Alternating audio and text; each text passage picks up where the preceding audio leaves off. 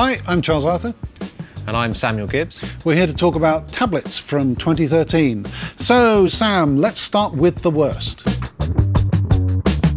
What we have here is the Argos My tablet, and to be honest, it's a bit of a junker. It's £100. You'd be better off spending it on literally anything.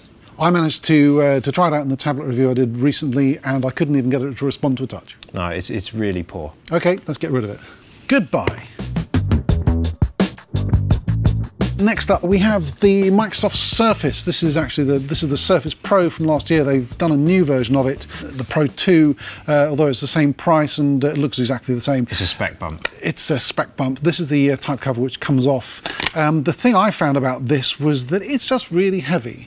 And compare it to something like what I have here, which is actually the iPad Air, even with the smart cover on, this is really heavy. It's a chunker. I mean, but that's because of its design. This is a full Windows PC in a tablet form factor. This is the tablet for the people that don't really want a tablet. What they want is a laptop with a touchscreen that you can detach the keyboard. Really, that's what it is. But for daily use, carrying this around, I think, it's weighty. Yeah, it is heavy. And if you really need to have Windows in your backpack, I guess you could, but it seems like quite a lot of a sacrifice for your back. Take a laptop. This is another Windows tablet, but this runs Windows RT. This is the Nokia Lumia 2520, and it is basically Nokia's first tablet. And I mean, it is quite beautiful. I like the design of it. It is very different. If you look at the rest of the other black slates, it has character. Bit chunky. It's not as heavy as the Surface, but it's still fairly weighty, I'd say. Yes, it's weighty. Actually, it's weighty now. It's not weighty probably last year. It's about mid-weight for last year. I mean, it is solidly built, but it's running Windows RT. And the trouble with RT is that it doesn't have Google Chrome, it doesn't have iTunes, and I've seen people bring RT devices back because they don't run iTunes, and they never will run iTunes. Apple's never going to write it for them. It's Windows without the legacy support, and the legacy support for all your traditional Windows applications is the thing that really does Windows. So it's kind of halfway house that doesn't really need to exist. Fair enough. Over here we have the Tesco Huddle. Yes, this was the surprise winner for me this year. It's a really good, solid budget Android tablet from Tesco.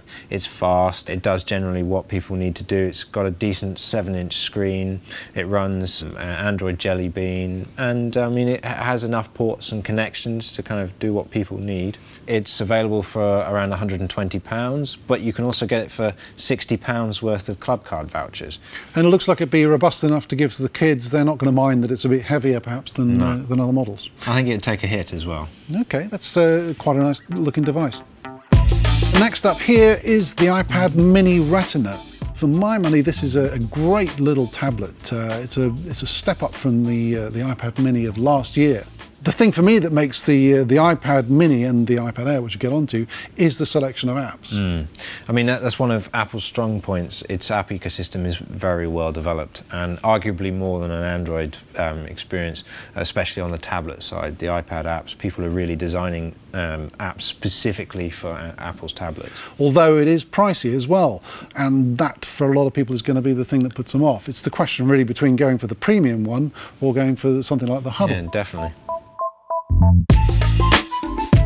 The new Nexus 7 has a 1080p screen within a 7-inch form factor, and that really is super crisp. I don't think you really need to get any higher than that. I mean, and the screen on it is really quite good. It's got great viewing angles, it's good for sharing, that kind of thing. This one's built by Asus, but controlled by Google, so they've turned the screws down on the price, and again, you can pick this thing up for about £150. The standard retail is £200, but retailers are discounting it.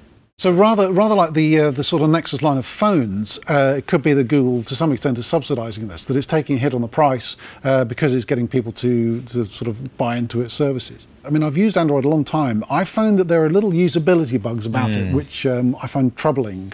And the other thing I found is that it's really hard to get the breadth of apps that you want. Most of the really good Android apps have iOS analogs, but the same can't be said the other way. So things like GarageBand, for instance, there isn't really something similar on Android, and at least not within the same price bracket. It's interesting, when I was asking on Twitter for people to recommend apps for the Nexus 7, the answer I kept on getting back from people was, well, it shows the Google apps really well. Yeah. And I thought that was actually telling, you know, which is, it's great if you really like Google stuff, but if you're trying to do things that are different from that, then, well... For me, as a Google user, that is one of the benefits of the Nexus 7. It really does plug into everything that I use day to day, and the experience is almost unmatched if you're a Google user. Next tablet, the iPad Air. So this is Apple taking the iPad and turning it into something which is really refined and really light compared to the last year's one. Now they've really slimmed it down.